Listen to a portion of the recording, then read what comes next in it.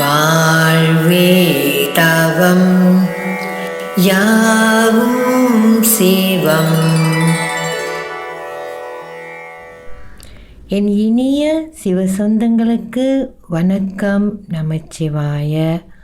இந்த நமச்சிவாயத்தோட சிறப்பை பற்றி சொல்கிறேன்னு சொல்லியிருந்தேன். அதில் எங்கேருந்து தொடங்குறேன்னா, காதலாகி கசிந்து என்கிற பாடல்.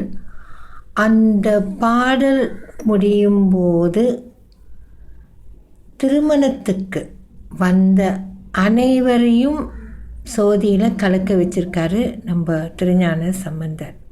அது எப்படி சாத்தியம், என்ன நடந்தது என்று யோசிக்கும்போது பெரிய புராணத்தில் சேக்கிலார் கொடுக்குற விளக்கம் பாருங்கள், படிக்கிறேன் கேளுங்க.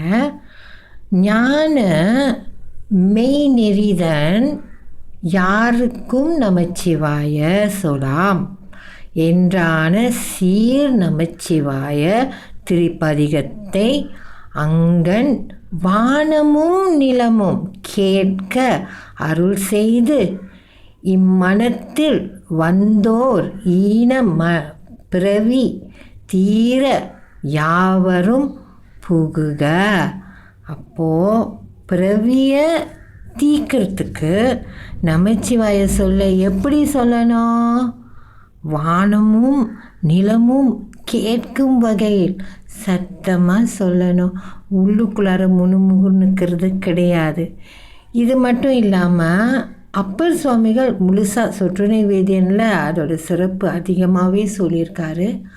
அது மட்டும் இல்லாமல் இன்னும் மற்ற பதிகங்களில் அந்த நமச்சிவாய சிறப்பை சொல்லியிருக்காரு.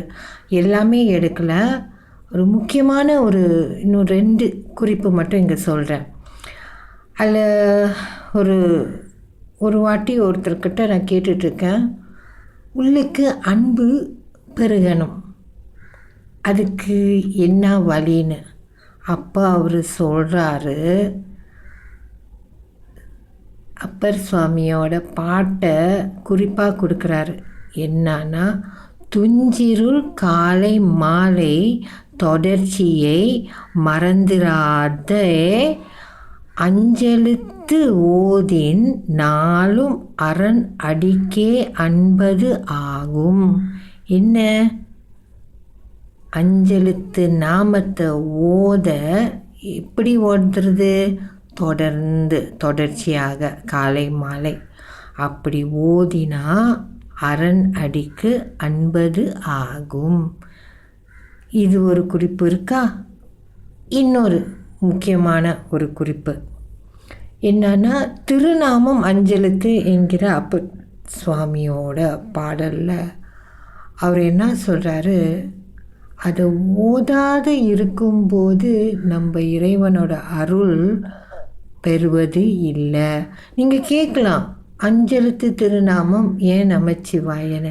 இதுக்கு நம்ம திருஞான சம்பந்தர் தான் குறிப்பு கொடுத்துருக்காரு. எதில்? காதலாகி கசிந்தில் சொல்லியிருக்காரு இல்லையா? நாதன் நாமம் நமச்சிவாயவே. அப்போது அஞ்செழுத்து திருநாமம்ன்றது இந்த நமச்சிவாய தான்.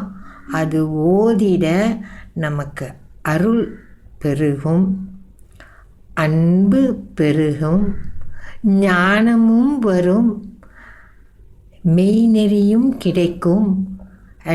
பல வகையான சிறப்புகள் இருக்குது. இன்றைக்கி நம்மளுக்கு அந்த நமச்சிவாய நாமம் கிடைச்சிருச்சு. அதனால் தொடர்ந்து வானளவுக்கு மண்ணளவுக்கு கேட்கும் வகையில் ஓதி நம்ம நலம் பெறுவோம்.